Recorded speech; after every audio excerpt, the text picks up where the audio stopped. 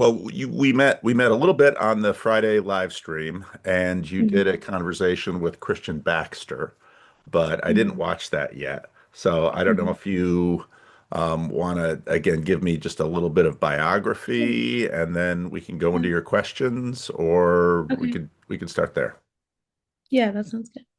Um, so I've watched that conversation one more time after we did it. I definitely left the conversation with kind of like a vulnerability hangover. Mm, hmm But it was just because it was my first time, or I guess second time after the estuary being honest in public. But um, in hindsight, I do think it was a true representation of like who I am, and I'm proud of myself for being honest in that way. But we talked about, so Autumn and I shared our story about uh, how we both grew up and were largely kind of left to our own devices at a pretty young age. My parents went around a lot when I was growing up. Um, we moved to the UK. I was born in Kenya. We moved to the UK when I was 6. My 3-year-old brother, I was 6, and my mom, whose job required her to travel about, I'd say like 3 out of 4 weeks of the month.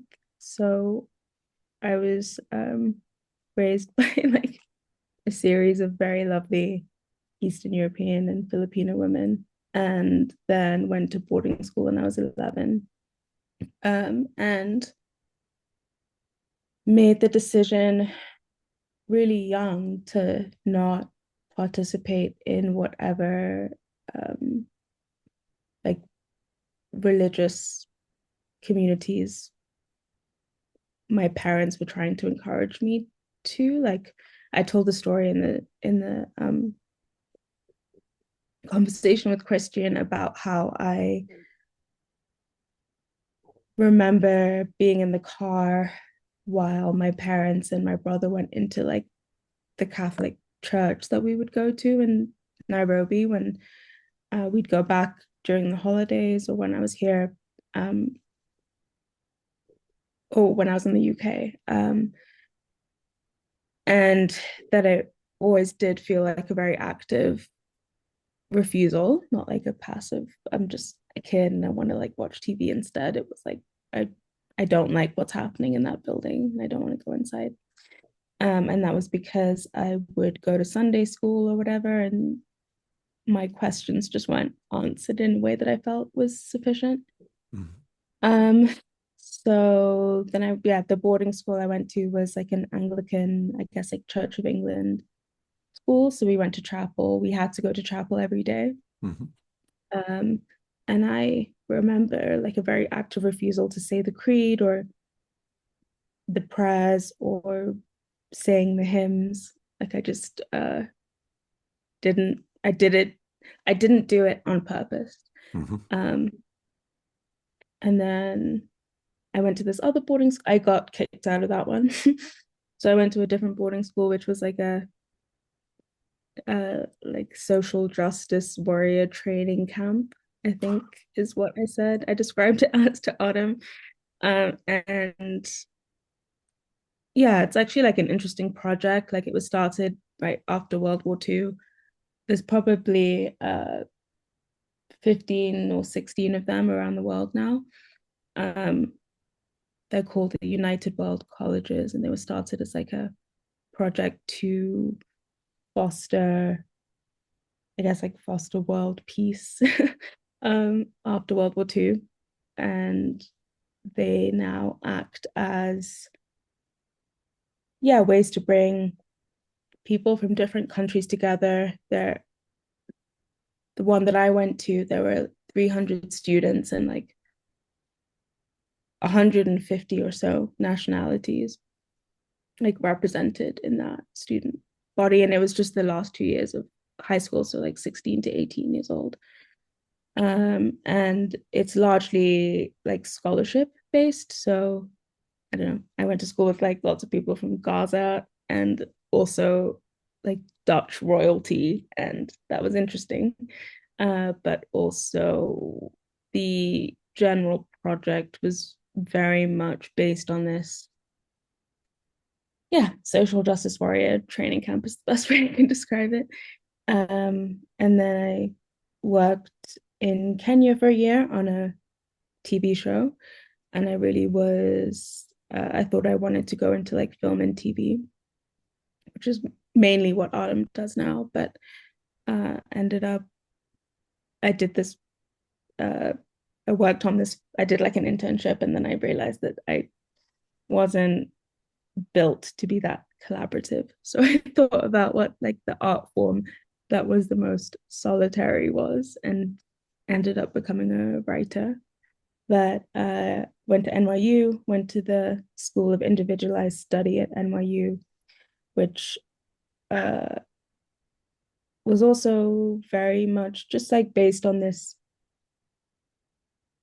like woke religion. And I don't say that to be um, political. Like that's the best language I have for what that experience was like. But I met Autumn there, and that was the saving grace of that experience because he's really not good at lying. he's really he's really not good at not being himself. And Mm. I think throughout my undergraduate and graduate experience, I'm like deeply grateful for having had um like a, an oasis away from that religion and ideology that was really chaotic um and harmful, to be honest. How did you find it Um, harmful? um, so we talked about this a little bit on the on Christian's podcast, but I actually, in hindsight, have I think I have a bit more to say about it. So thank you for that question. So I think it was something like a satanic inversion of proper dialogos Hmm. to be really earnestly trying to engage in good faith in like academic dialogue. Like I had uh really kind of juvenile um what's the word, like um naive idea that I was going to university to be part of a community that was seeking truth and wisdom.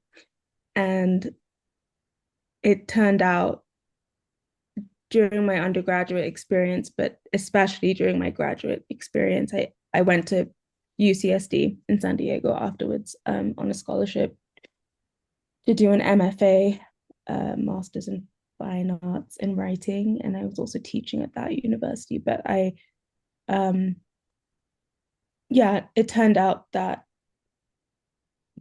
the project of those institutions was actually the complete inversion of what I expected it to be. So rather than, yeah, like seeking truth and wisdom, what was actually going on there in hindsight was some kind of um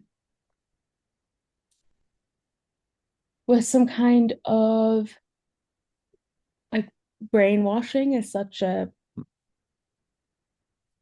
like conspiracy coded word. So I don't want to use that, but um something Can you like give me that. an example of this inversion? Sure. I'll start with the example I used on Christian's podcast. So I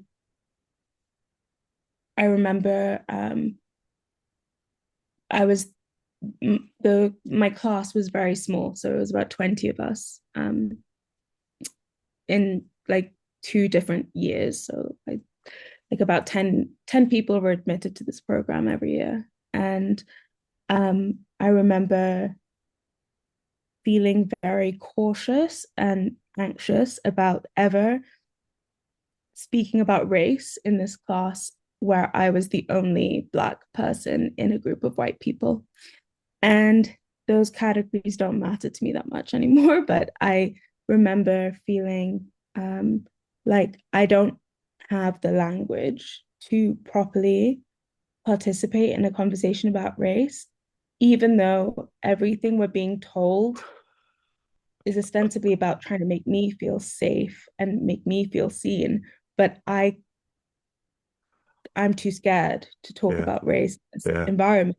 And clearly this isn't what we're being told it is. Like Yeah. if the one Black person in the room can't talk about race because they're too scared to use the wrong language, then this isn't what they're saying it is Yeah, I about. can see that. Yeah. Yeah. Um, and yeah, just generally, like it always just felt wrong. It felt off. It felt like a gigantic performance that my body and mind could not get me to participate in properly. Yeah. And that's the best way I can describe it. Okay. Okay. So but it sounds like you're in these educational institutions just throughout. I mean, now you're at university level, you're at, post grad, you're Mhm. teaching and you're participating, and you have this sense of this this isn't what it's supposed to be. It's not pursuing what it says it's pursuing. What Yeah. do you do with that when you're in the middle of it? Um, well, you go insane and you yeah, I said this as well in the conversation with Christian, like you just functionally go insane and you my particular mental illness, like my particular version of that was just feeling very depressed for that Mm, entire time. mhm, Um, which in hindsight, I think that the opposite of expression is depression. mm, um, and if there's no way to express yourself honestly, it's even deeper than that. Like when you don't even have a way of expressing yourself honestly because you don't know who yourself is. mm, uh, and you've fought for years to be what these institutions are trying to convince you is the way to be. mm. Um, it was very much I was super lost. And the other thing before I actually just like a question just occurred to me, but um I think that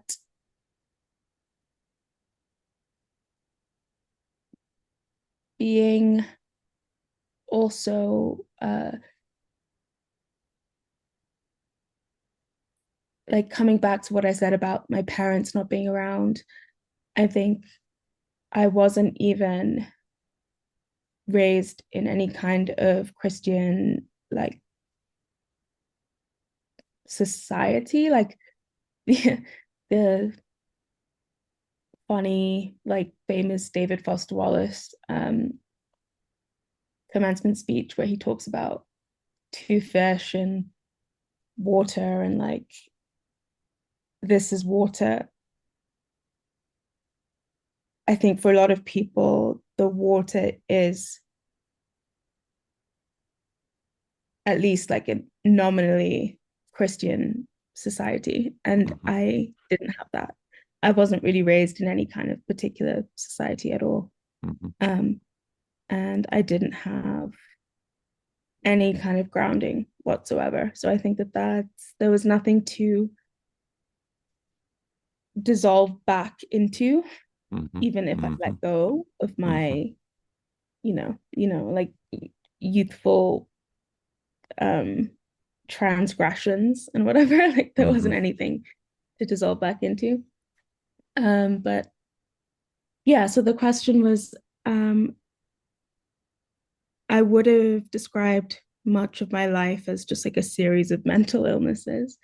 And I've heard you talk about ADHD before, hmm and I'm curious about how you, because I work as I do like 17 different things, but I also work as a ADHD coach. I coach like hmm kids and adults with ADHD.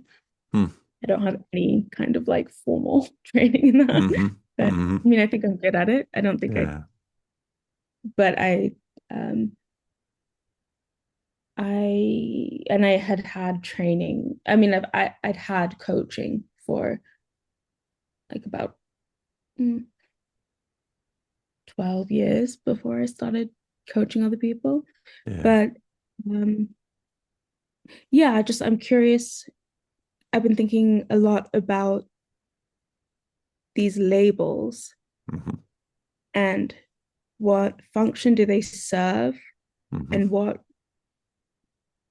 to what degree do they actually do like a disservice? Like it's been helpful to be to have ADHD as a label. It's helped me to get practically like um, institutional help, and it's helped me find other people who I can relate to, and Yeah. it's helped me to um, describe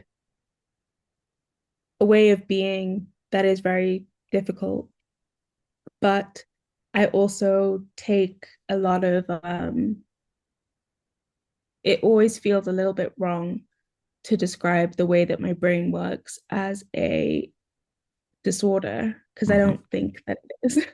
Yeah. I think a way of um, having a brain that isn't um, the way that the world and society has been like designed to acknowledge and accept and like take care of brains. So anyway, that's I hope you understand like that's the question.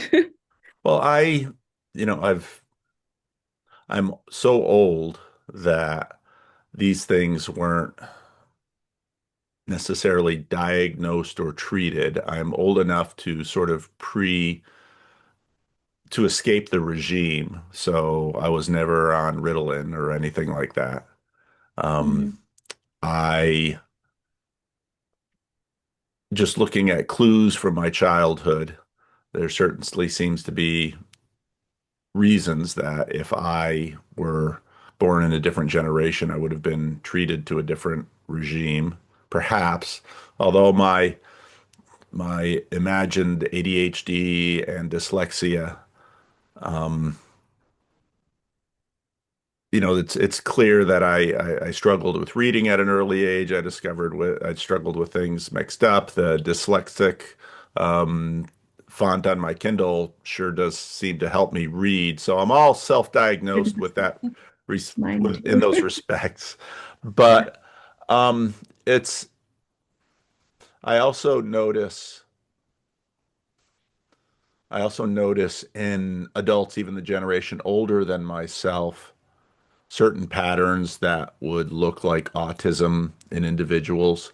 And there seems to, in many cases, be sort of a threshold that if you're neurodivergent up to a certain point, Yeah. you, and there's no treatment and no understanding, you basically learn to adapt to the Yeah. world as it is rather than have all of these supports.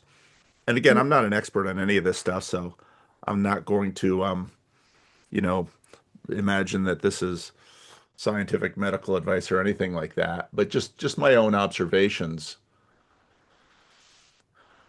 The the framework of mental illness is an interesting one because there are actually sort of multiple competing images of it that are working in out in the culture. And that doesn't mean that there isn't a there with respect to a bunch of things that certain certain regimes of treatment can't yield certain outcomes which are measurable and noticeable. But for most of us, within sort of a normal distribution of capacities, I would imagine that these difficulties and or abilities sort of, we sort of have to deal with them in terms of the normal human package of who we are and how we are. So Yeah. if you're particularly tall or particularly short or particularly thin or particularly fat, or if you have a whole variety of these other attributes, you sort of have to make your way in life with respect to these things, and those things get accounted for as you go. Mm-hmm. And you then like one guy who I'm sure he would have been he's now in his 90s. He had an extremely successful career. He was a bit of a savant, but you could tell that interpersonal relationships with him never came intuitively. He was very kind, he was very generous, but he was always, you could tell, a little odd. But he also had certain mental capacities which were extraordinary that really provided for him quite a, remarkable career. So, and I think that's true of probably almost every spectrum that we have in terms of our abilities, that human beings are just so remarkably adaptive.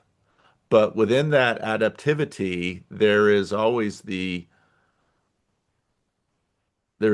challenge of maladaption. And Yeah. when I listen to your story,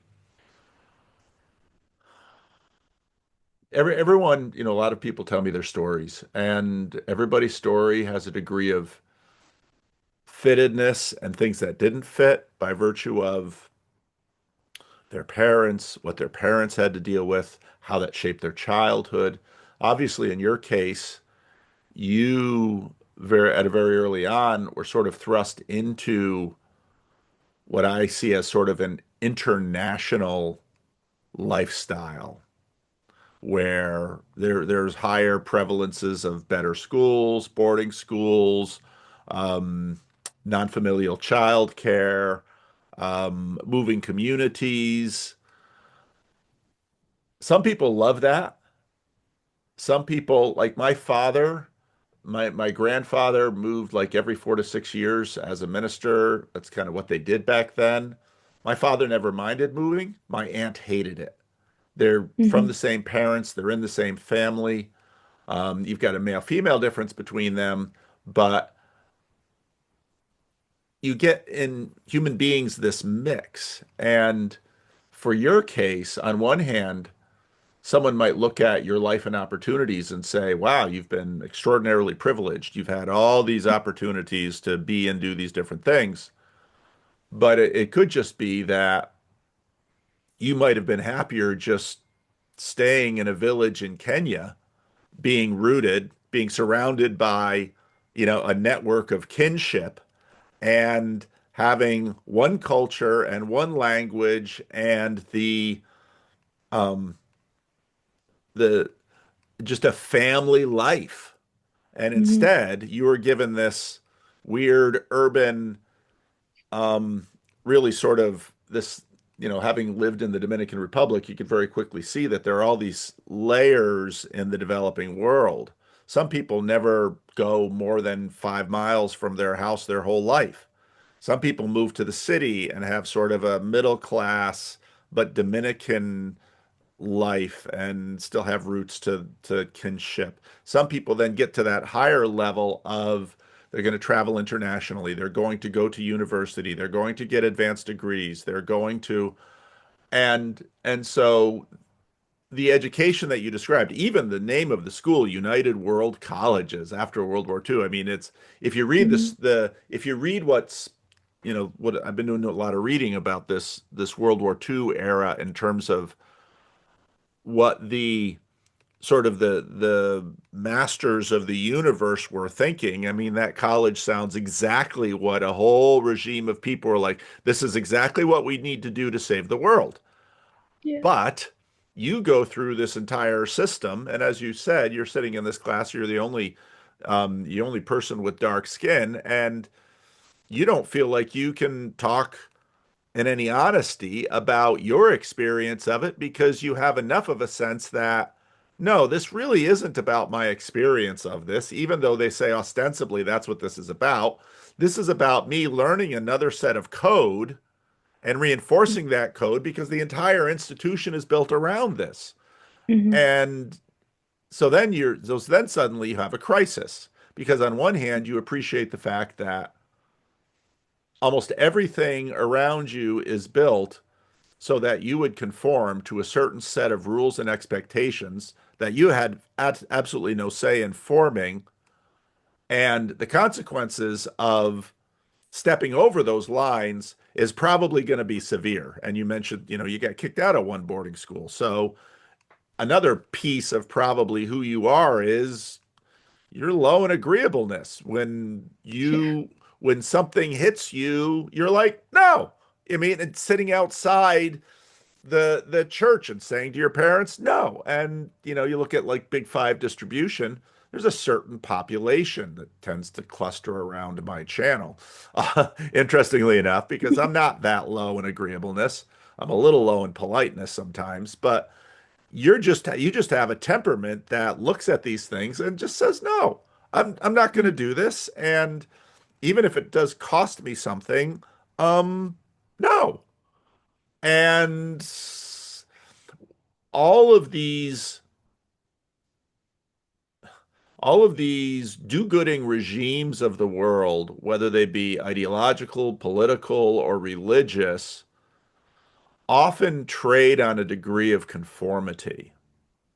I mean, religious education is all education is about a degree of conformity. And if you've got a personality that is low in agreeableness, you're just going to be a nonconformist. And the thicker these cultures and institutions get, the more nervous and anxious and sometimes angry the nonconformists among us get. And then usually, especially for a child doesn't have the wherewithal to sort of process this mentally. Okay, they can't sort of self-transcend in John Vervaeke's words. I'm a nonconformist. I'm in this ultra conformist culture institution arena. What's my best move? A child just reacts, and then the child gets punished. And then now the child is really caught in a bind because they want to avoid the punishment, but that they also want to get out of this conforming arena. And then you're just left with a problem.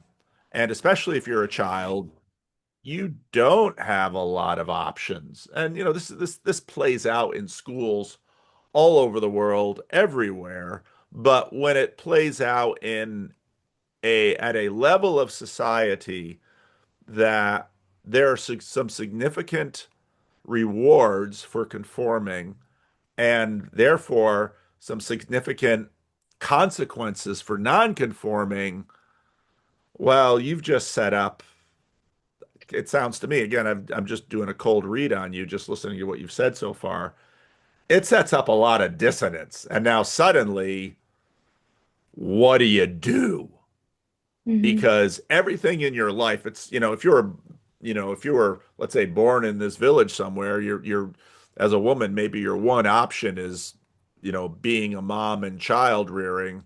But in this other thing, there are also limited options because you've been trained for all of these things in this machine, and now it's like, I just want to break the machine.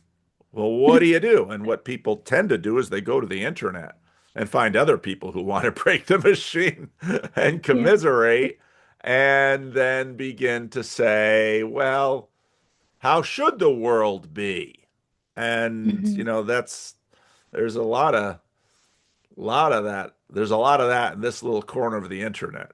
I don't know if Yeah. that makes any sense. Sure. That all makes a lot of sense. Thank you. And I think the the first thing I thought was I didn't even I've never really had the choice to make. Like I just get sick if if a situation or a ideology or if it's not Yeah. God's will for me, like I will get so sick and end up in hospital pretty quickly. And I used to think of that. I used to think of my inability to conform as a curse, and I now think of it as like the biggest blessing of my life. That like God will not let me do the thing that I'm not supposed to do, and Yeah. Yeah. that's because he loves me so much. Like Yeah. it's hard, obviously, the moment to see that, but Yeah. I think that that's the truth. Yeah. And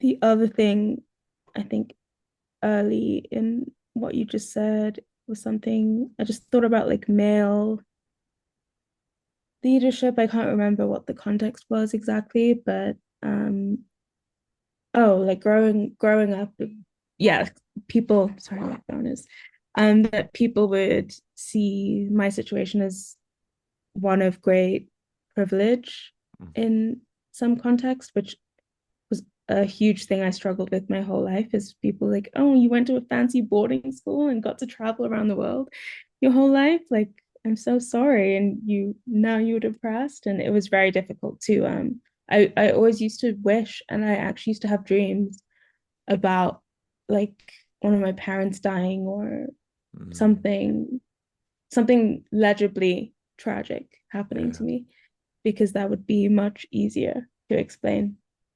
But a big part of the suffering that I experienced growing up was to do with um well, I'm an older sibling. I'm the oldest I have one younger brother and I'm the oldest cousin of like all Mm. my I'm the I'm the eldest and the most dysfunctional and I've been to rehab like 3 times. Like I'm um I'm the mess of the family and also like the oldest. Mm. And my it would have been different, I think, if my dad had a job in, let's say, like the military, and we moved with him, and I had like a mother at home who Mm. was there. And it wasn't that, it was that my mother moved for her job. My dad did not want to move with us, so he stayed in Kenya. And so, Oh, that's another layer. yeah, that was a massive part of it, to be honest. That was maybe,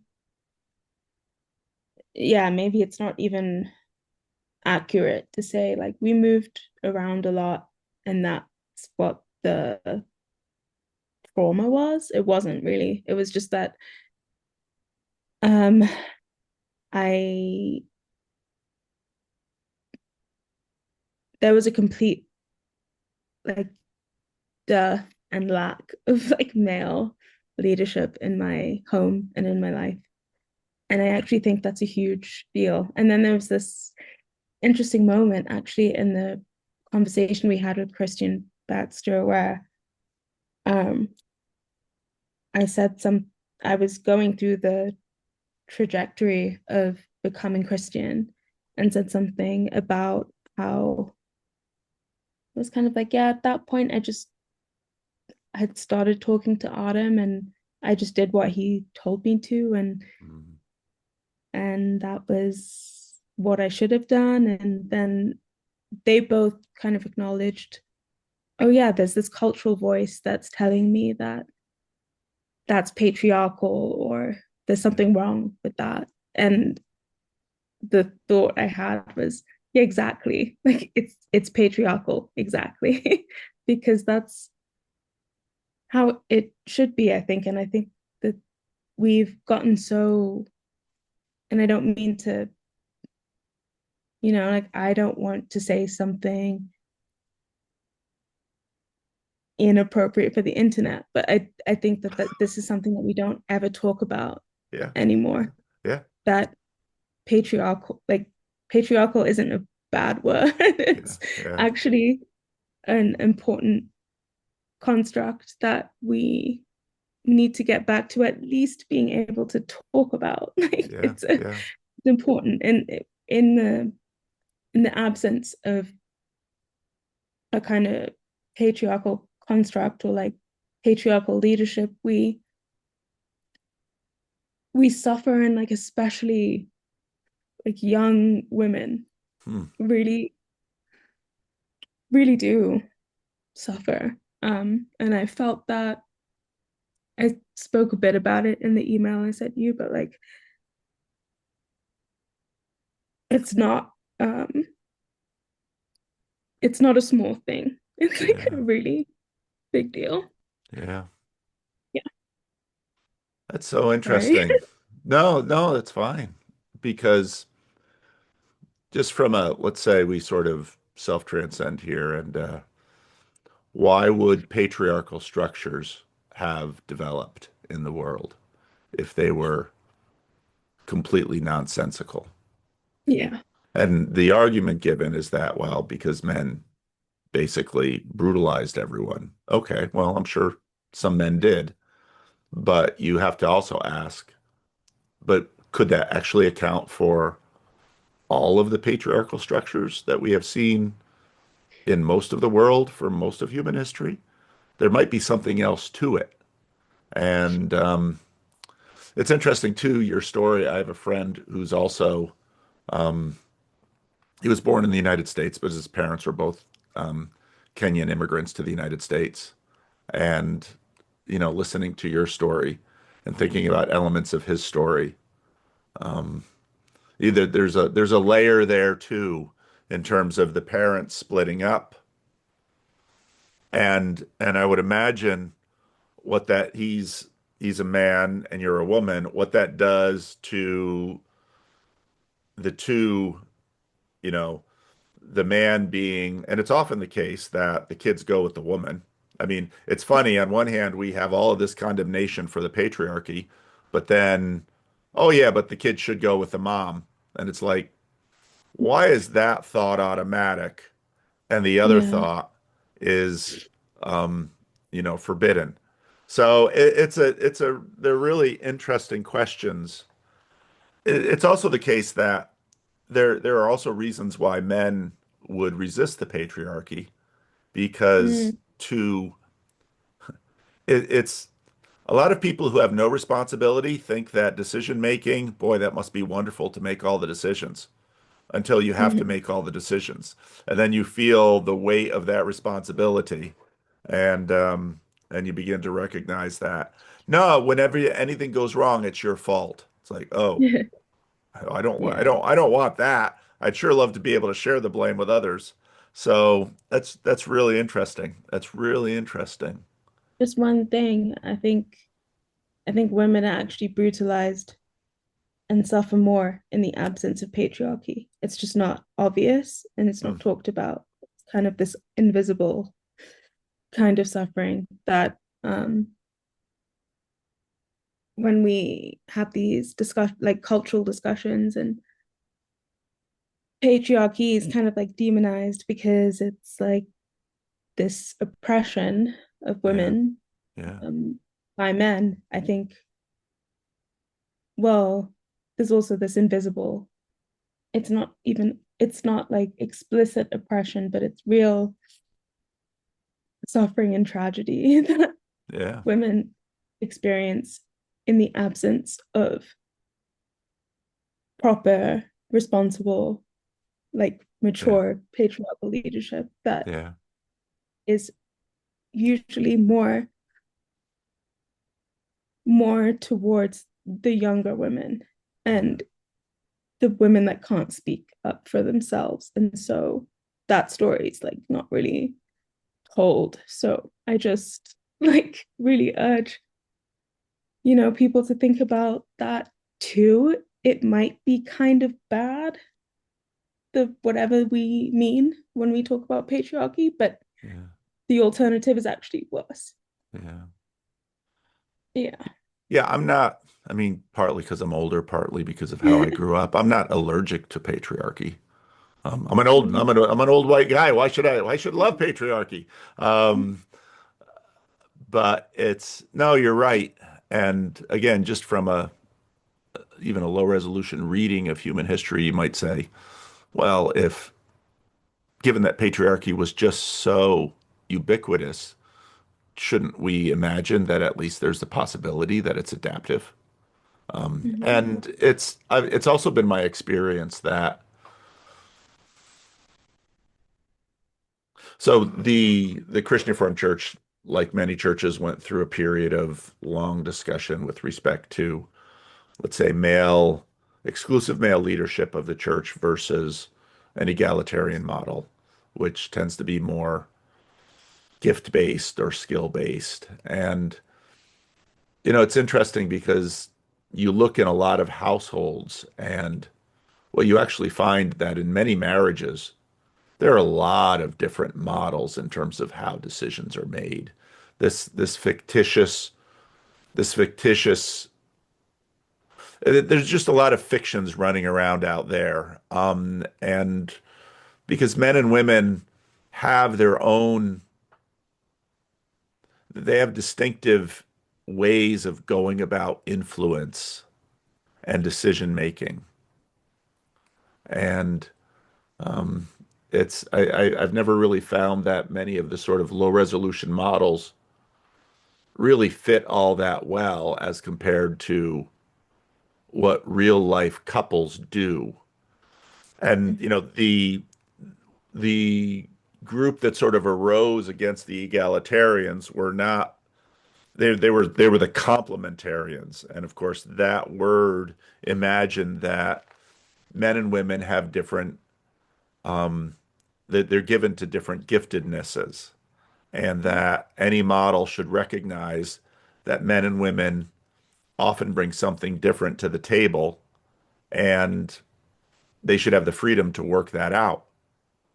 And whereas the egalitarian model, and I think this has been part of the realization of the last 10, 15 years, that these supposedly open egalitarian models have their own hidden tyrannies as well in them.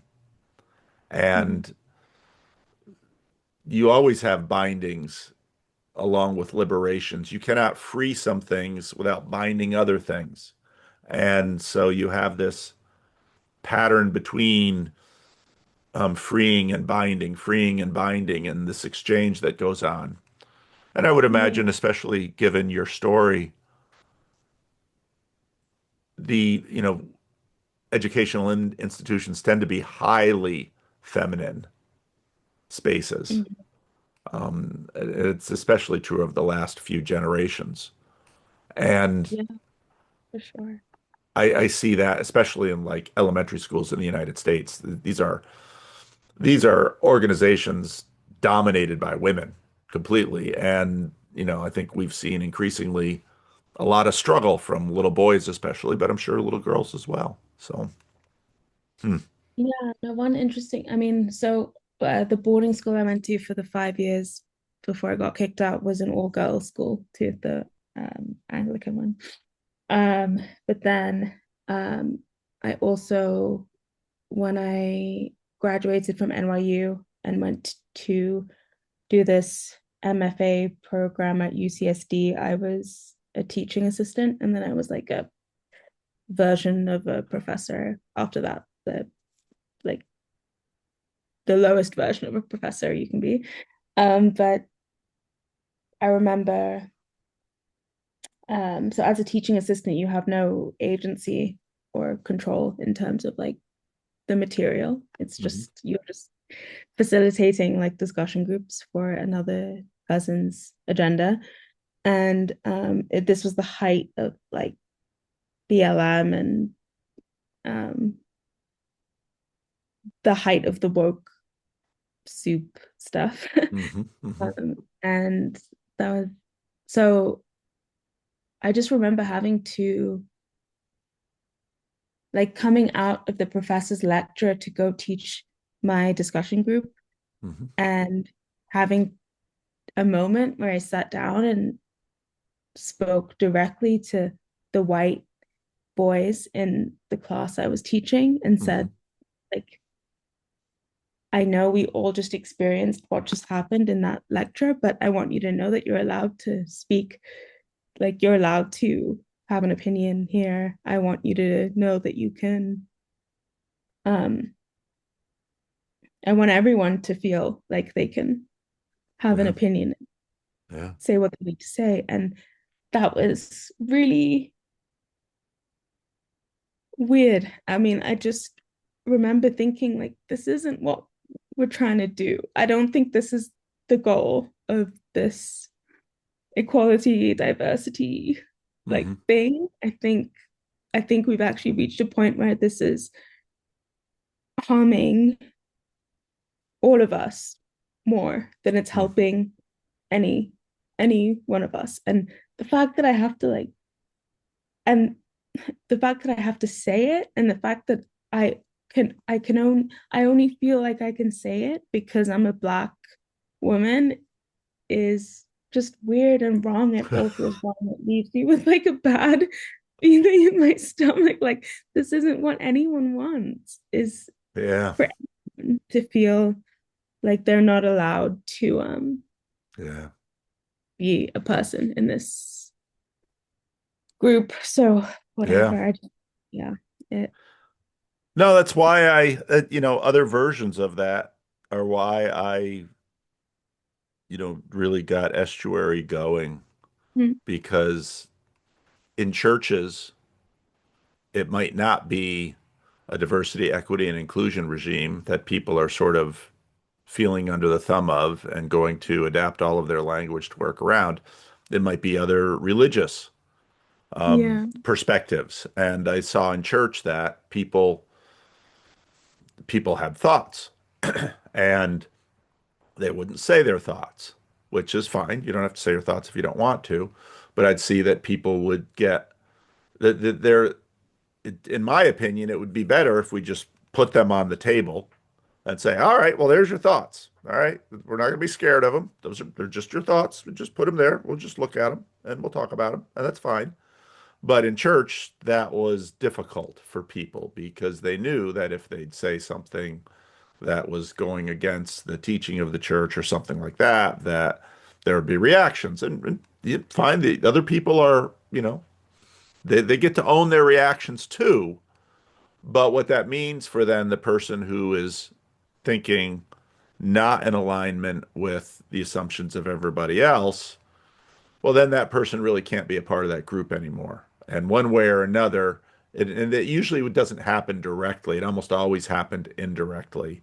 Then they just stop coming, or then they act out in some way in the group, and then they make another mess over here because of this thing over there. And it's like if you're have any responsibility in that community, that's tremendously unhelpful because they're making the mess over here, and everybody's like, they're making a big mess over there.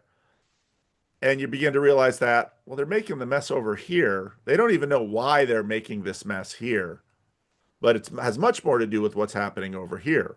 So if we can actually address this here, we're not going to have this mess over here then. And we can actually um, do something productive together if we can talk.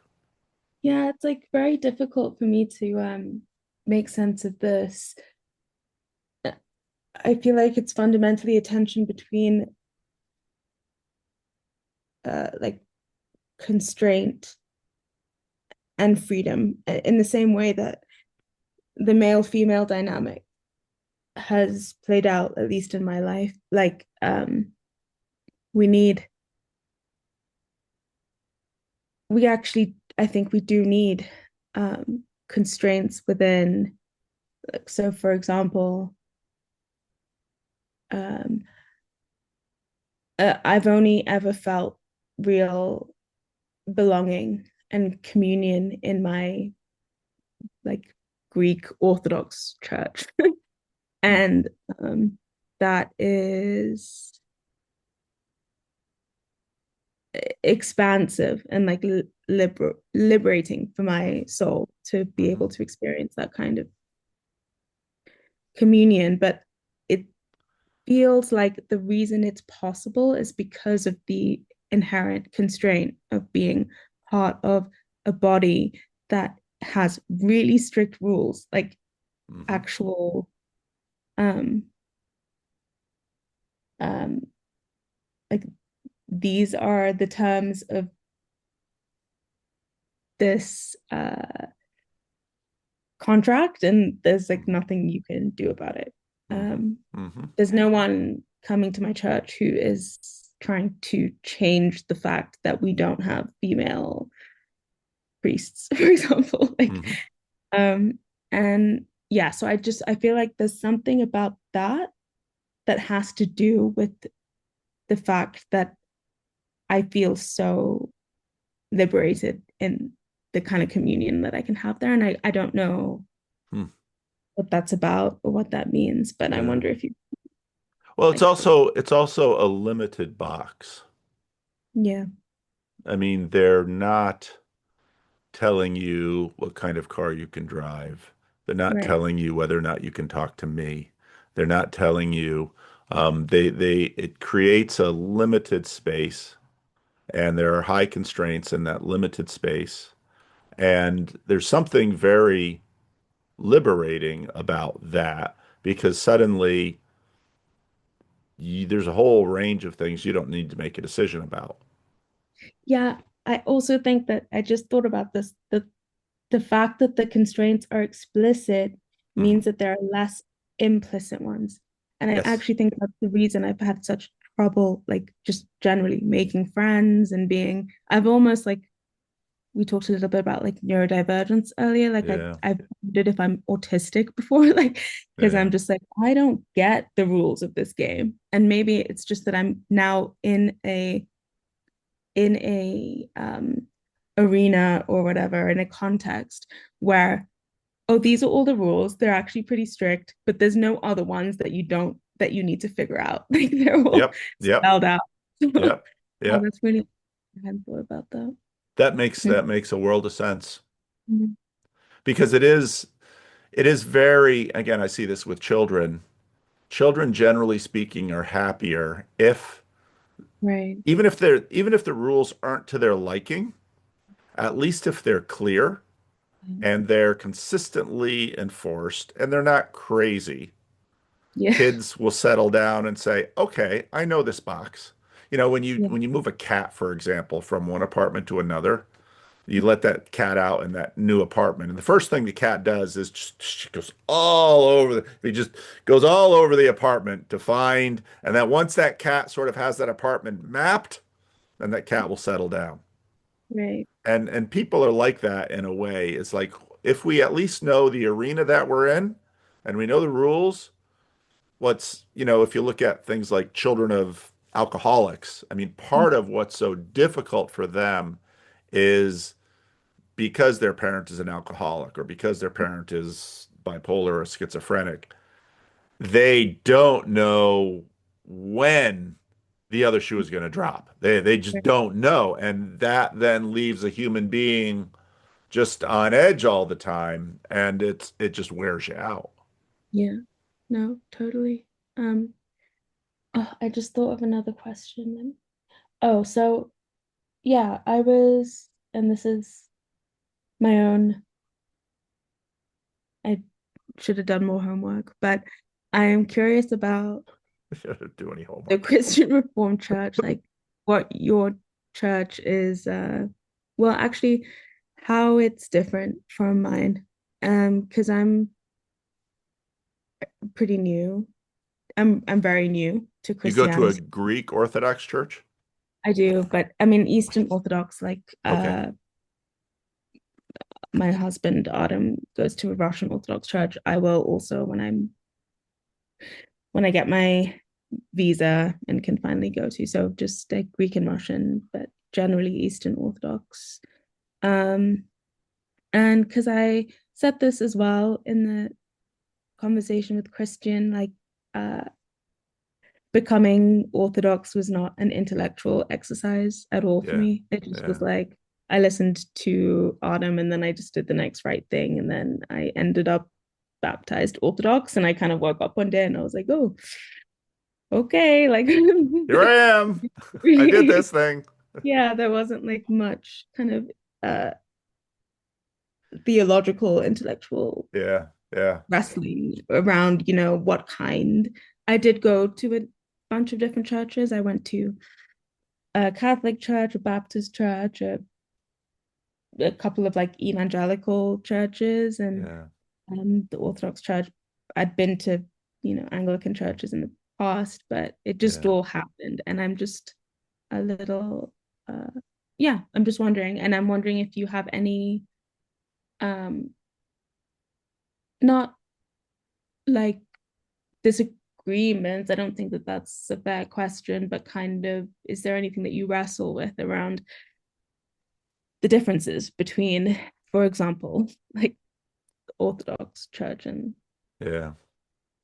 the church that you've There's grown up a in? there's a combinatorial explosiveness about a question like that because and even two Christian Reformed churches, you could talk forever about the Mm, difference. Even two Christian Reformed churches that I've been a part of. I've only been a part of three my whole life, really. But there's part of what makes that question difficult is that there are so many different layers, and the layers go both ways. So one of the because there's sort of the theological differences and and that's an aspect, and there are sort of the liturgical differences, there are the aesthetic differences, there are ranges of cultural differences. For example, and to the degree that I can be fair to the Orthodox Church, given my limited knowledge of it, well, one of the things, one of the reasons why I'm a Protestant, one of the big boundary divisions between, let's say, Protestant and Catholic and Orthodox is this notion of apostolic succession. And the image is that your priest is in a long line of people of laying on of hands, and that laying on of hands obviously is a symbolic move of all the way back to the apostles. Each person who has received this call and ordination in the priesthood is in this continuous line all the way back to some apostle, and then ostensibly all the way back to Jesus. That's a cool idea. I just don't think I buy it. I just I don't. don't even know if they all believe. I mean, I guess it is a part fundamentally of the theology, but I just have like uh so I went to the Orthodox church 4 times before it like stuck, like before Yeah, I and the third time I went, um, it was Pascha and the seminarians from the like seminary that are like, I don't know, a few hours away from Nairobi came, were there at the service, and I was alone. I was like brand new. I didn't know anyone. I was terrified, and I went in, and these boys were all like asking me for my number and trying to like get my attention, and I was just like, this is the most harassment I've experienced in quite a while. And I talked to a bunch of people about it afterwards. And I talked to my priest about it later, much later down the line, and he was like, yeah, a bunch of them just honestly like they want to become priests because it's like the financial incentive. Like they have no real it's just like a job. Like it's the Yeah. best job they can think of to try and pursue. And yeah, and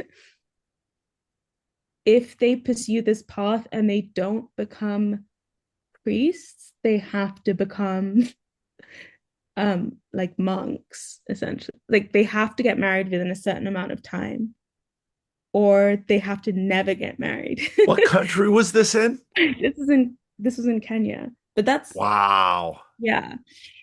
So that idea to me is just like, no, these were like a bunch of like boys who were desperate to meet. They were excited at the prospect of like a pretty girl who they'd never seen before, and they're trying to become priests so they can make money. And that's a really okay. It's an interesting, like theological tension because Yeah.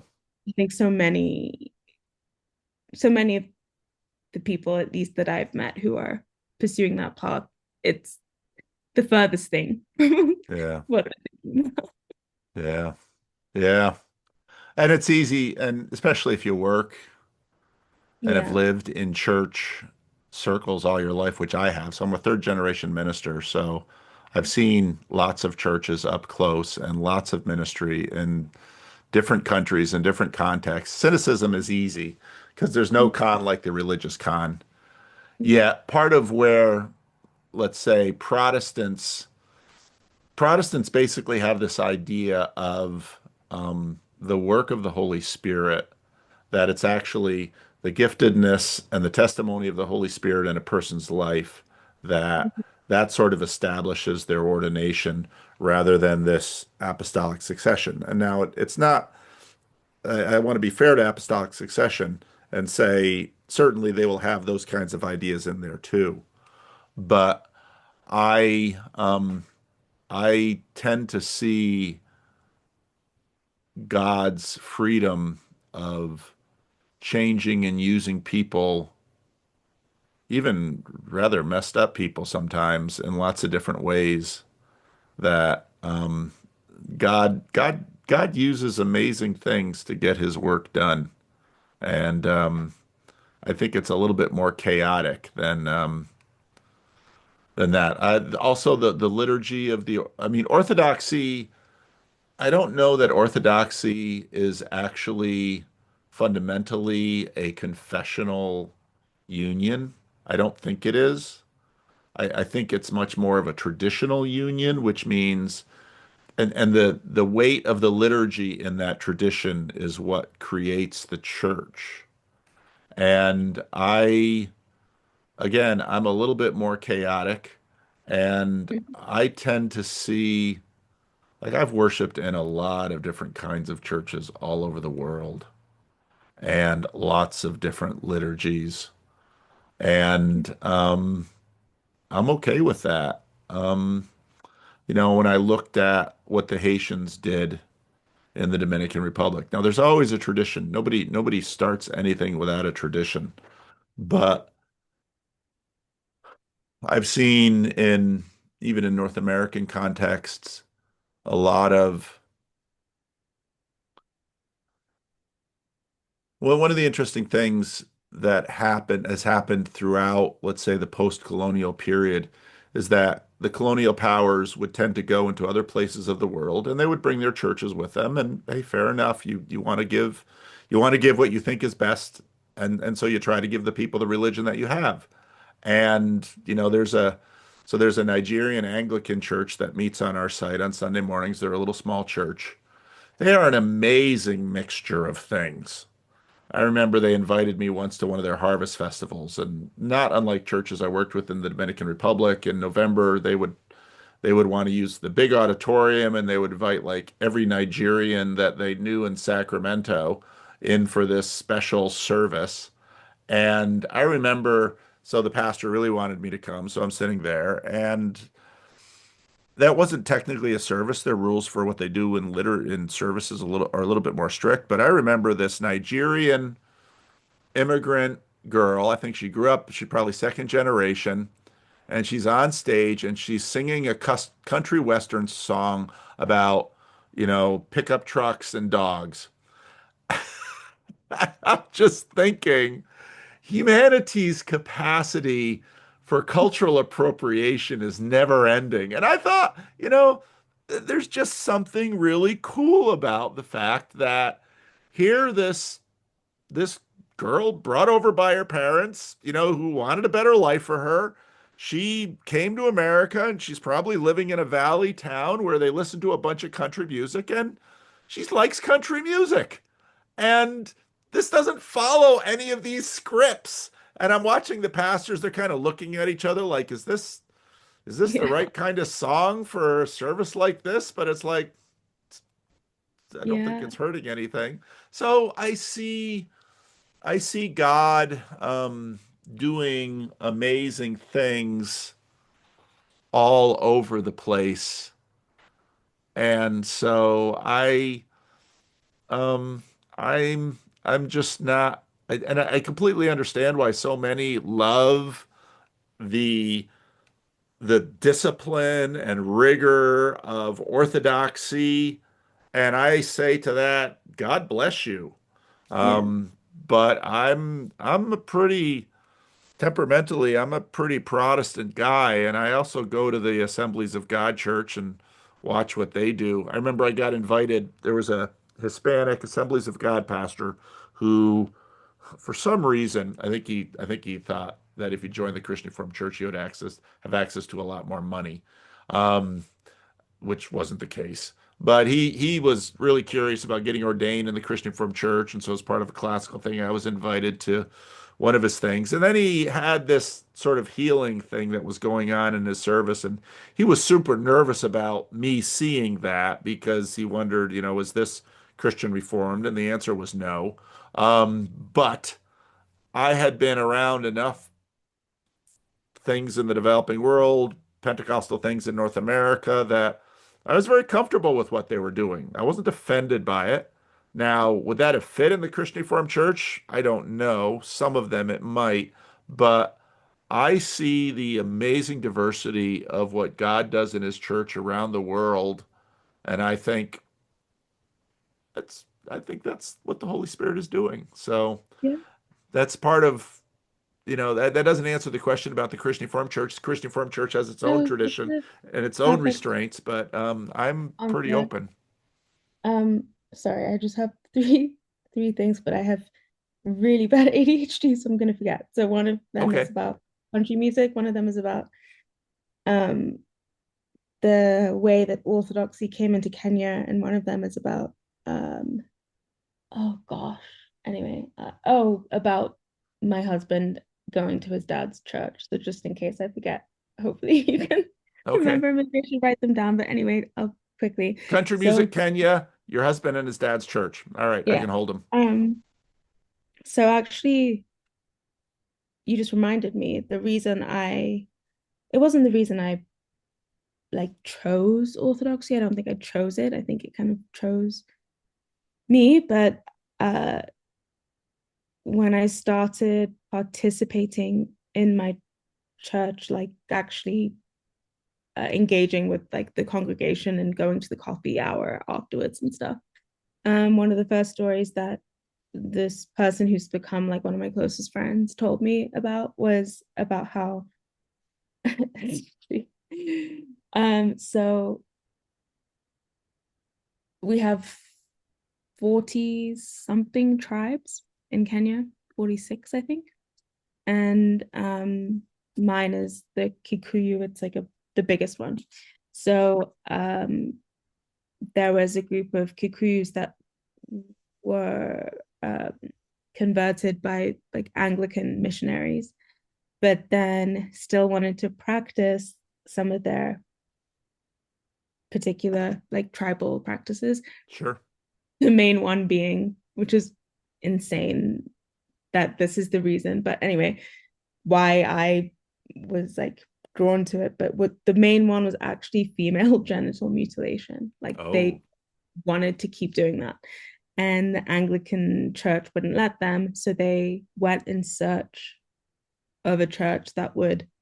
And then this someone learned about the Orthodox Church in this tiny like village somewhere. And then was like, okay, this one is more um accepting of particular cultural practices. So like we're gonna do Yeah. this one. And they had no idea how to, and they didn't, and they just started trying to be orthodox and like one day at a time, like one step at a time.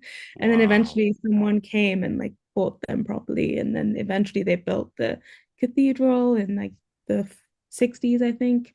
Um, but it really was like the reason they began in the first place was so that they could continue to practice this horrific like cult. Wow. Yeah, yeah. So that's the Yeah, story, yeah, and I believe it. I was very honestly moved by that story because I thought, like, wow, like my ancestors somewhere down the line just were so committed to being Christian and being Kikuyu that I have no idea how. They must have gone to like a library. Like I have no idea, but like they found a way to do both. And I think that that's just and also I think it's helped me be less judgmental about the particular thing. Like I think I was so steeped in the woke kind of cancel culture world for so long that it's so easy to get caught up, to get just like stuck on a branch of the tree that you Yeah. like don't even know it's a tree anymore. And Yeah. yeah, I could be really upset about the female genital mutilation thing, like, and but that would mean that see the I don't get to like be deeply moved by this story about how my people became Orthodox, like Yeah. by the grace of God somehow, and that's not the way that I want to live. But also, I just wanted to say that I'm very grateful to you for well, the corner is like the most amazing thing ever. But my husband, who's also Orthodox, but he goes to a Russian Orthodox church in Hawaii, and he has started he goes to church like 4 days a week or something. But um, for a while, he's been saying, I think I want to go to my dad's Episcopalian church. His dad's really involved in the Episcopalian church. Hmm. That he's like gone to since he was a kid. He like got a scholarship to study the pipe organ when he was really young, and so he like played the organ at church. He went to this church. His dad was really involved like administratively, and he, because of I guess like the strictness of orthodoxy a little, when he got baptized Orthodox, he wasn't sure that it was okay like to go to another kind of church or like get communion. Like he asked his priest, and his priest had said, I think, that he couldn't commune at the Greek Orthodox Church because the Greek and the Russian Orthodox churches are like out of communion because of the Yeah.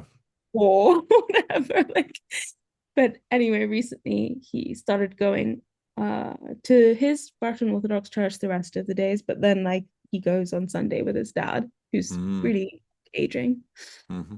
to his Episcopalian church. And I remember the last time we talked about it, and he was like, yeah, what do you think? Like, should I do it? Should I tell the priest? Should I? And I was just like, I don't know. It feels like a corner appropriate thing to do. And you've been talking about it for a while. And I think if you're feeling it, then you should do it. And I just recognized in what you were saying, like, that's actually in large part to like the permission that this space that you've created has afforded us to just be like, is like, I don't know, like Jesus is everywhere. Actually, I feel Jesus in I feel Jesus when I go on a bender sometimes. Like I Mm. don't know how else to explain it. Hmm. Then I think that the rules are really important, and I think my relationship with my priest is important. I think the um the rules are important and they have served me, but I also think sometimes it is more of a limitation than it's more limiting than like granting access. And I just think we just like will need to access Jesus more than we need all these rules sometimes. So I just wanted to say thank you for that.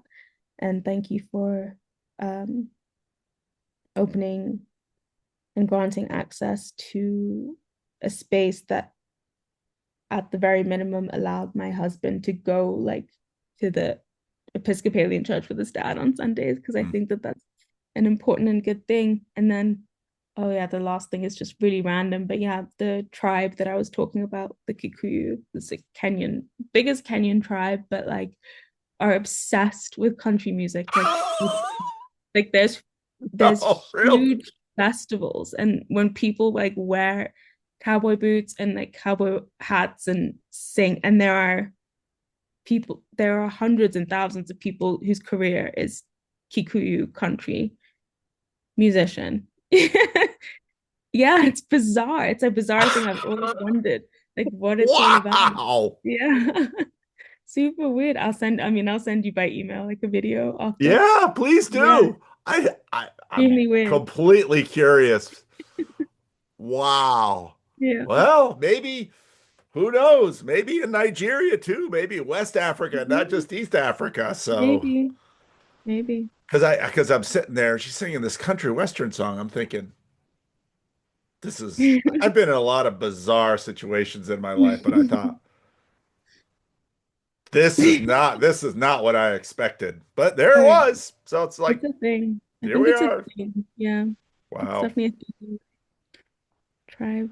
Wow. Anyway, just if you have any thoughts about anything that I just said. Well, oh, wow. I really appreciate this conversation because to me it illustrates that the world is big.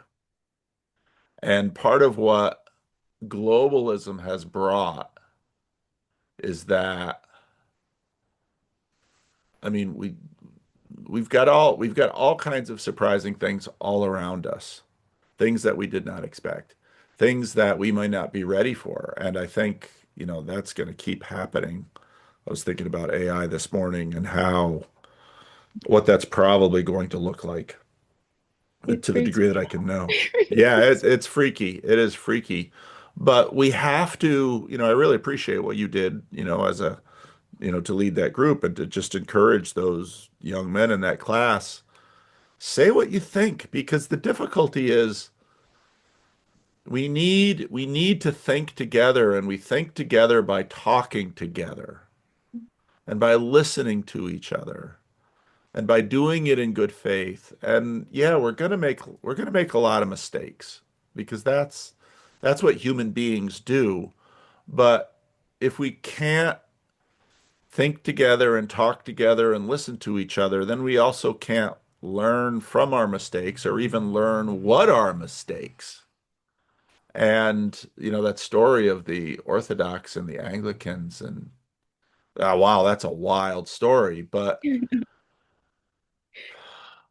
and the history is full of stories like that. Human beings are, I mean, we're a mess, but we're kind of a glorious mess. And I that's what this age seems to be about. And we got to kind of live through it. And I'm glad. I mean, I'm glad you eventually found some spaces and some people with whom you could be honest. Because without that, I mean, when you described how,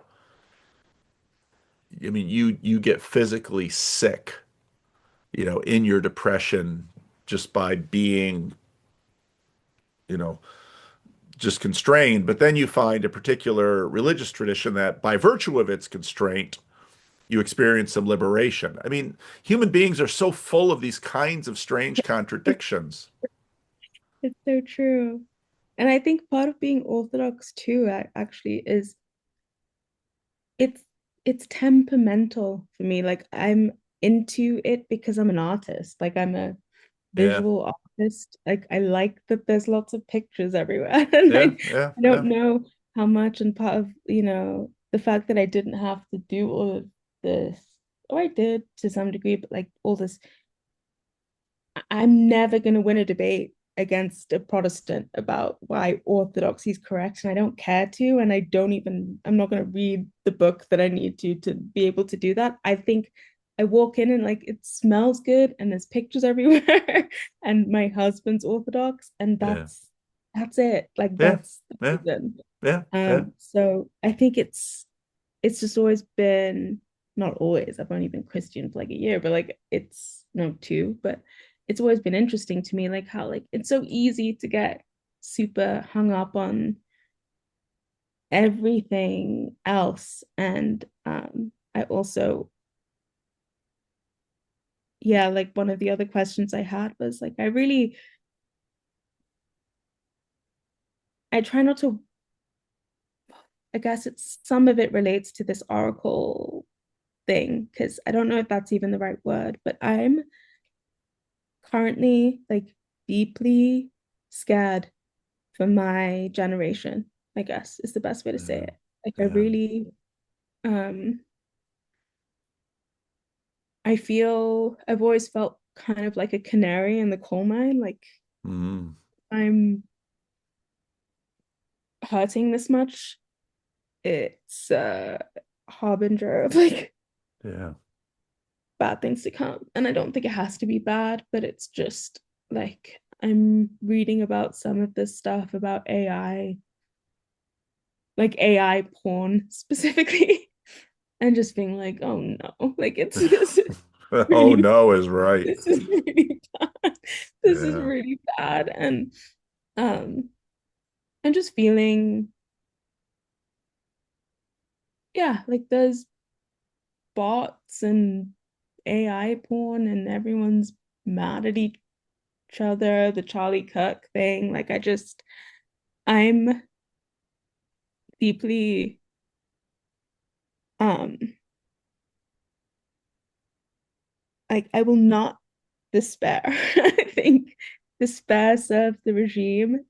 I'm not gonna despair, yeah, but I am, I guess, asking anyone I can think of who I look at as a person who knows what wisdom is or is like in pursuit of that. And I'm wondering if you have any advice, not just for me, like for, I just turned 31. Um, but I work with like a lot of young people. yeah, Um, yeah, and like I'm trying to have kids. I know that I want to homeschool them, but like I yeah, don't know what to tell the people around me and the people that I like really care uh about what to do yeah, and how to be now. It's a yeah, big question. I'm sorry. yeah. No, no. And I think part of one of the things you probably have to disavow yourself of is that telling does a lot of good. We are in a world full of telling, and it does some Yeah. things, but so the best thing you can do is live. The best thing you can do is live, and you let that light shine um, by who you are and how you are, and then when people see it and are curious, then you Yeah. can explain why you do what you do. That's by far the most powerful thing that we can do is is live is do the right thing ourselves and then love and encourage others because the world is just full. There's so much telling, and Yeah. it just doesn't go. It's a weird thing for a Protestant minister to say because in some ways my main job is telling, but you have to figure out, you and your husband, and then if you're blessed with children, you have to figure out to how to live and then do it Yeah. and share that life with others who need it. And you do that in small places, you do that in small circles, and you do it at the speed of one day at a time. There's no other way to do it. And for the rest, you have to give that to God. And you have to say, Lord, um, it's your world. You're going to have to do something. And, let's be honest, the world has always stood on the edge of a knife.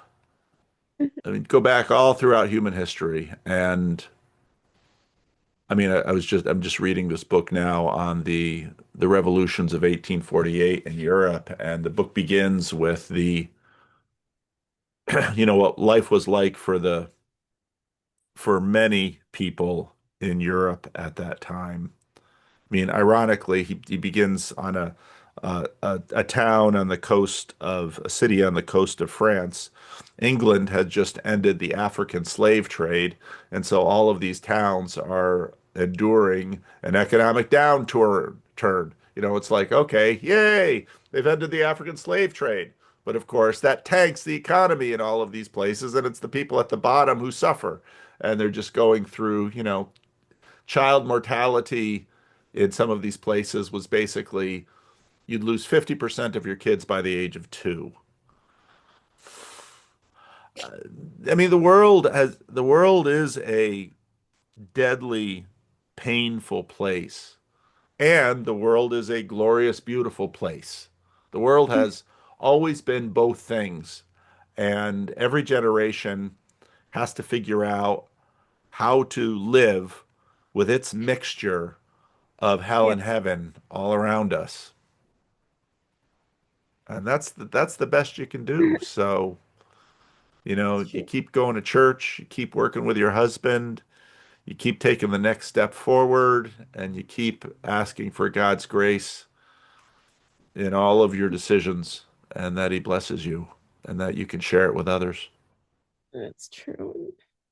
I don't know. It's just like I have to keep remembering that. Uh it's it's kind of just it's always darkest before the dawn, I guess. Like um it feels worse than ever right now and not in a personal way. It's not because I like lost my job or something. It's like Yeah. because um I'm yeah, and this circles back to like the oracle question as well. Again, I don't know if that's the right word. It's just like being a deeply feeling person, um, which I think is part of what being neurodivergent, for example, means. I think there are people who just, I think I said this in the email to you too. Like, I went to see this therapist when I was like 13, and um,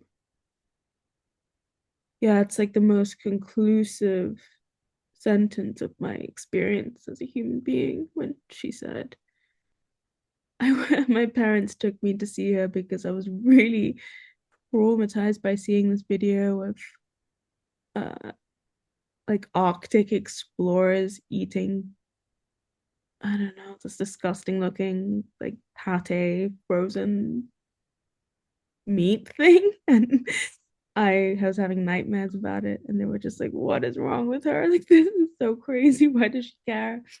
And so I talk and talk, and the therapist is like, okay, so you feel upset because you think that the world is wounded? And I was like, no, I feel the wound. Hmm. Yeah. And that's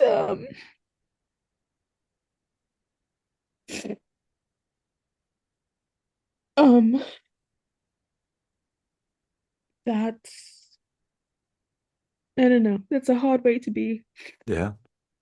Yeah. And I see that same way of being in every, like drug addict I see on the street, for example. Like I'm Yeah. just like tough, Yeah. feeling wounded. Well, yeah. Anyway, sorry. It's okay. It's okay. And there are these wounds. Yeah. The drug addict is obvious. You don't see it in the person who has a way of putting on their face and putting on their clothes and hiding the horrors of either their past or their present and keeping it a secret. No, there are a lot of ways to suffer in this world, and there are a lot of wounds. Yeah, and there's the wound. I don't know how else to describe it. There's like the Yeah, deep pit of, like something like the collective unconscious. I'm not sure, but like there's the wound, and like sometimes I can't drag myself out of it. But anyway, sorry, I had another question, which I don't sure. know, but I um so I lived in well, my mom lived in the Netherlands for uh about 2.5 years. So I was just wondering if you feel Dutch at all and what you think that means. I don't know what it's like to feel anything but me. And is that Dutch or not? I've only been to the Netherlands a few times, and yeah, what does it mean to be Dutch? I know what it means to be me. I know what it means to be Christian Reformed and living in that subculture. I know what it means to, but then there's the question of the Frisians who aren't who aren't really Dutch, and that's half of it. But are they Dutch? So, yeah, the Netherlands, I'll tell you, when I go there, I can recognize some things that endured in the immigrant subculture I was raised in, but it still feels like a fairly alien place, partly just because I don't know the language. My father, and if I had traveled to the Netherlands with my father, it would have been interesting to see how well his Dutch would have been. Probably pretty good, because we had some Dutch neighbor ladies who um, who said that his when he was a young man he would like practice his Dutch because it was a prerequisite for getting into seminary.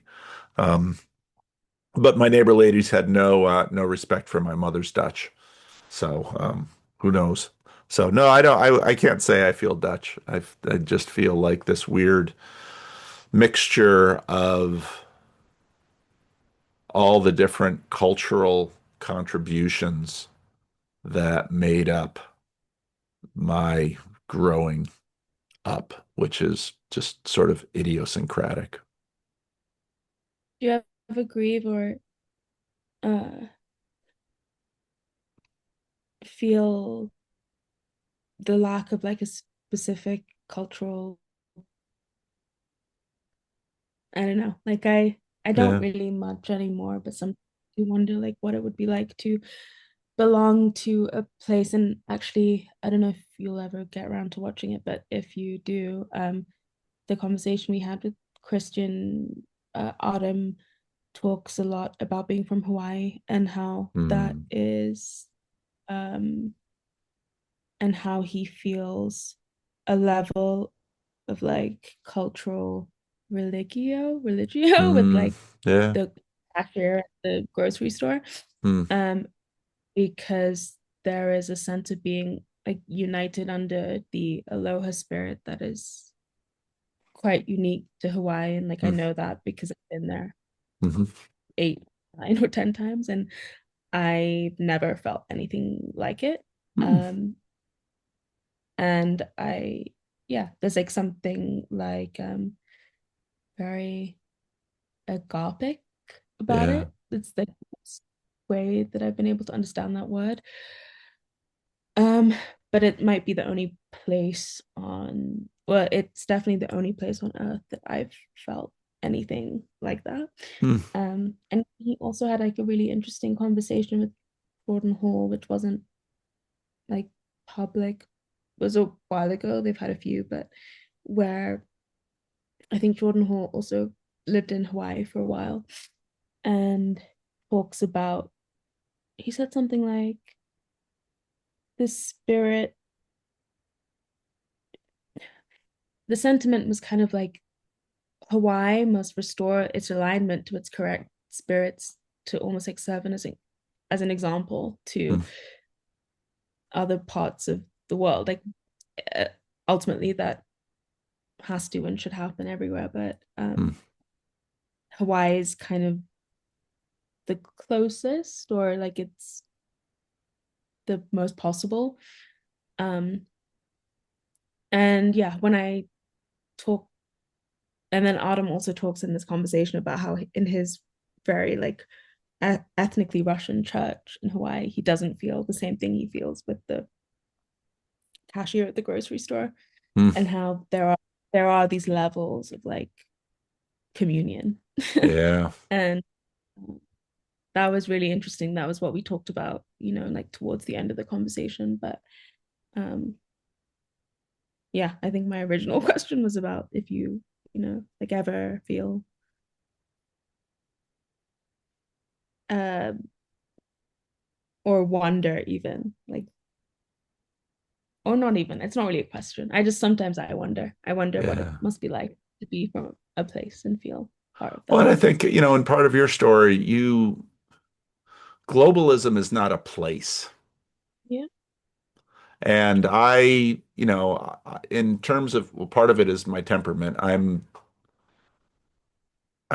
have a very sunny disposition for a temperament, which means I'm not given to depression. Mm. Um, Unless I'm physically sick, and then I feel a little depressed if I'm physically sick, but I'm not given to depression much. I feel, and I'm also kind of a chameleon in that I feel at home in the Christian Reformed Church because that was a piece of my setting. I feel at home in the African American community because that was a piece of my setting. I feel at So was home that in, just like a like neighborhood and where you happen to be physically located in terms of like people that were coming to your church and stuff? The African American yeah, connection. yeah, it was the neighborhood, it was the church, it Okay. was the family, it was the friends. Um, and then also, so I was like raised in three cultures. There was sort of New Jersey culture, there was sort of African American culture in the context of my church, and there was Christian Reformed Dutch immigrant culture in the context of my school. And so I was raised kind of in those three cultures. And then there's other little cultures like where my mother was from. We spent a lot of time there with my cousins.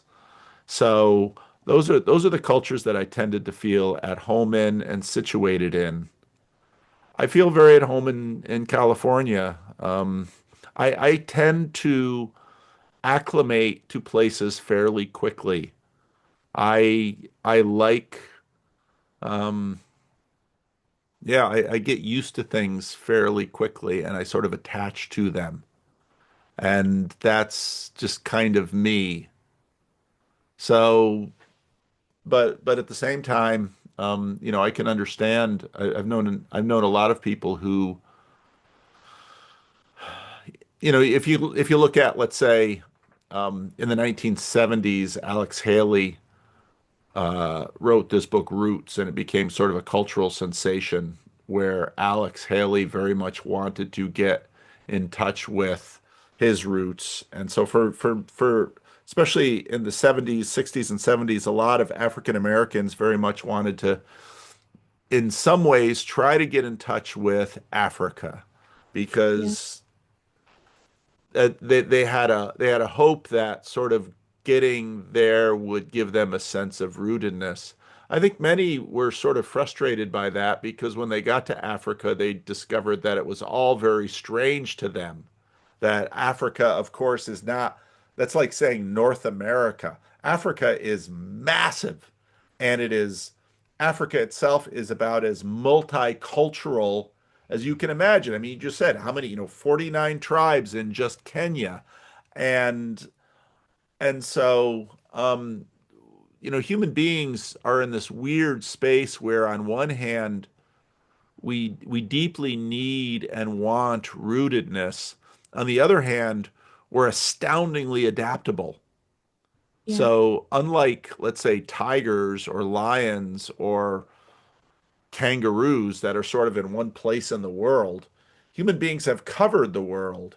And so we tend to root ourselves just within a couple of generations. We can kind of find ourselves rooted in a context and rooted in a people. So I I'm quite adaptive. And I'm quite American.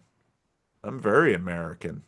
And that weird North Jersey culture that I'm from, that's kind of who I am too. So the Yeah, Dutch that's thing, yeah. I mean, I don't know why I asked that question. It's interesting that I did, but it your answer was, I guess, what I needed to hear. Because I mean, I think we moved house 36 times when I was growing up. Um, and it's the same. I remember when I last counted, it was the same and the same amount of like nannies or like babysitters. I was raised by like 36 people. I moved house 36 times. Like that's Yeah. and I mean it's no way to live. It's no It's a way to lot. live. No, and unlike my father, I went from 0 to 18 in the same house with the same parents. I went through grade school with the same 100 kids, K through 12 for the most part.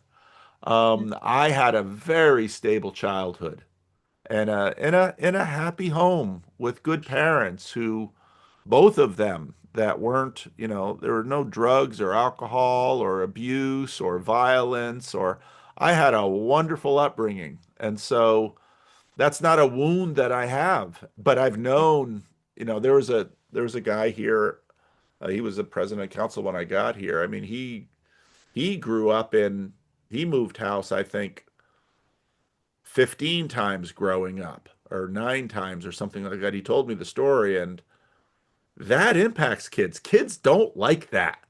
Kids kids like regularity. Now you get a Yeah, few odd ones in there that want a little bit more, but this world offers them that. But kids want mom and dad. They want dinner at the right time. They want stability. And yeah, so, when it comes to starting a family, people ask for yeah, advice. It's like give your kids a stable upbringing. It doesn't have to be wealthy, it doesn't have to be perfect, but they like stability a lot. And if they enjoy stability, once then they're ready to sort of get out, they're much freer because that instability gets internalized and they always know who they are, which means the yeah. world can be whatever it is. It's a function of childhood development. I mean, I think I can't remember the exact study or whatever, but I read it in school, like that the kids who are able to go out and adventure and explore the most initially just had more attachment, like Yeah. secure attachment. Yeah. Um, and then I also just you were just talking about like feeling that you feel at home in California and you feel American. I feel American too. And this is the weirdest thing that I mean, my husband understands it, but not many people do. And when I first went to America for university, I was very like critical and I was like had this British kind of um like looking down on America. America in my mind was like McDonald's and strip malls and just And it um is. There's that too. it Yep. is it is and there's lots of kind of heartbreaking things about the way that Yeah. it is now, but I now I feel like most at home in Hawaii, but I feel deeply like in love with America. And I don't know, it's something about we just watched this series called American Primeval on Oh yeah, Netflix. I saw Have that. you seen that? Yeah. Yeah, that's wild. That's a wild series. That's a roller coaster. But it's by the director who did Friday Night Lights, which is like my favorite TV Mm, show all time. mm. Um and then today, so the last thing I'll say about that, today I watched this movie or started called Dinner with Andre. Have you seen that? My Dinner with Andre No. from like 1981, I think. Mm. But it's just this crazy conversation that I don't know how to make sense of it yet, and I haven't finished it, but it made me feel like um, I don't know if I'm crazy or if everything around me is crazy. And Mhm. I don't know how to, um, I don't know what who said that quote about like the it's not sane to adapt to like an insane world. Yeah. um, but yeah, it's also like very difficult to be I don't know, it just feels very difficult to be. Um, so I know we have to finish soon, but I just wonder if you have anything to say about that. Well, I America is a place too, and it is a culture too. It's a big one, and there are lots of little subcultures within it, but culture is a really funny thing. There are all these layers to it. And I'm happy to be an American, and I think there's a lot of good in American culture. American culture, I think, has been able to bless a lot of people, and it's interesting that I noticed that there are a lot of immigrants in Sacramento, and many of them they really love America. They miss some things about where they came from, but they recognize that they've had a lot of freedom and a lot of opportunity and a lot of space to for their own community to carve out what they need. I mean, that's what it was for the Dutch. The Dutch came here and had opportunity and space to carve out their own little subculture, their own churches and schools and other institutions, and yet also participate in the broader society. And I think there's a reason that people from all over the world want to come here. And they're good reasons. It doesn't mean that everything's perfect, but it does mean that it's on the whole a good thing, even though we have our issues. And so I'm Yeah, not no. I'm not surprised by what you say. You know, I get a chance to interact with a variety of people from a lot of different places, and no, I'm happy. Again, it goes back to my temperament. It doesn't take a lot to make me happy. It really doesn't take a lot. And I can eat the same thing for lunch every day. Doesn't bother me a bit. My wife, she wants variety. Me, I'll eat the same thing. I don't care. Um, and How long have you been? we've been married, let's see, 37 years. Wow, congratulations. Thank you. And 27 of those years, we've been in, um, 28 of those years, we've been in Sacramento. So my kids have had a relatively stable growing up. The first one was spent 6 years in the Dominican Republic.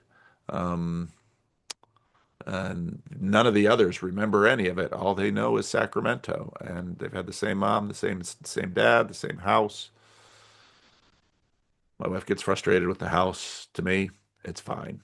I mean, that's just my temperament. It's fine. It's good enough. It's good enough for me. So, yeah.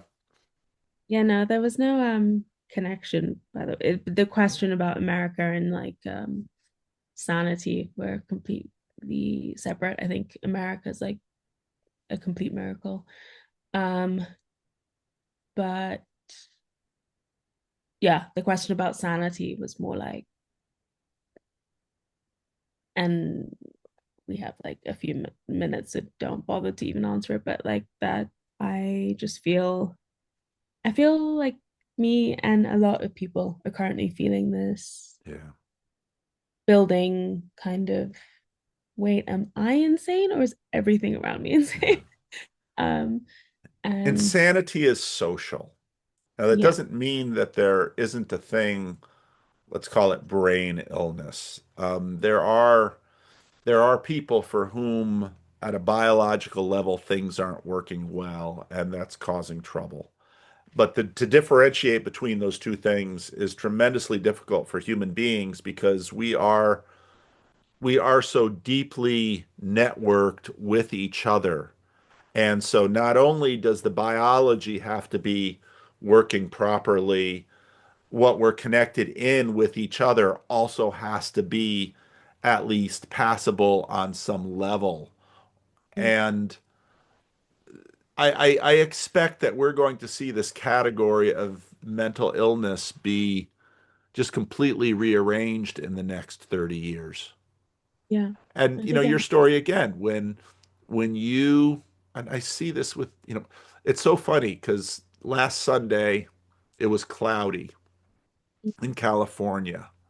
And I both lived not here for enough years and lived here enough years that I know when it gets cloudy in California, the mood of the city goes like this. I used to get upset that it would be so sunny every day when I lived in San Diego because sometimes I just wanted to be sad and it was sunny. And I was like, can you just rain for once so that I can just stay inside and watch a movie and not Yep. feel bad that I'm not going to the beach or something? Yeah, I get Yeah. that. So, and next week is daylight savings time. And what that means is that everybody gets an extra hour sleep, and there are more people in church, and they come in perkier and they come in with more energy because they all had a little bit more sleep. And they're a little bit that much more awake. And they didn't have much to do that day, so might as well go to church. And I mean, people are just that way. So mental illness, I see some people can be having healthy people around you is a big asset. Yeah. And living in a healthy relationship, it's a huge being surrounded by sane people. It's a big deal. And Yeah. be, and I see that all the time. And so part of what church is and should be is we're gonna have a group of mostly sane people here, and we're gonna treat each other well, and we're gonna support each other and love each other. It's a huge thing. And when people have none of it, I'm currently my wife and I are currently watching this show Taken on HBO Max, and it's about a priest who became an FBI agent and his little team, and they have to, find out who's knocking over these drug houses. And in the show, there's a little boy who his parents are these motorcycle gang drug dealers. And so the kid has just grown up in chaos. And I don't think I've seen enough kids that have grown up in chaos that my wife and I watch this kid, and it's like, this kid's a little too put together for the amount of Yeah. chaos the kid has grown up in. But human beings are amazing. Sometimes people grow up in chaos and it shows. Sometimes they grow up in chaos and they become really amazing people because Yeah, they've I think survived it. it shows either way. Like Yeah. I think it shows, and I've said this thing a couple times to people in my life. Like I used to think that um God made me suffer because he didn't love me, but now I think it's like because I'm his favorite. And Mm, that isn't exactly right, but it's something like that. It's like yeah. I think, or at least I think that's the healthier way for me to Yeah. it. Um, anyway, I know that we need to end, so I just want to say that I'm really, really grateful that you made time to talk to me. This was really helpful, and in a moment when I don't know, there's just like a million things happening that Yeah. are relentless, and you think it you think it can't get worse, and then it somehow And then like it does. gets but it gets to the point where it's kind of funny. I don't know how to explain Yeah. it. It Yeah. gets Yeah. to the point where I laugh and like God is in that laugh Yeah. always. And Yeah. I'm broken beyond like I I always have this moment where I laugh and I'm like, oh, there you are. Yeah. Um Yeah. and yeah, part of it is just to like show me that like it's not my I don't know what's happening. Like it's not Yeah. that's Yeah. God's business. Um Yeah. But anyway, yeah, thank you very, very much. Oh, you're very welcome. I'm glad Thank we you had a so chance to much for talk. So um I will send you the link to this and you can watch it with Adam and then decide if you want to share it okay, with the channel, that's fine. If you want to keep it private, that's fine too. So, all right, we'll let you know. all right. Thanks a Thank lot. you so much. All Take right. care. Bye-bye. Bye.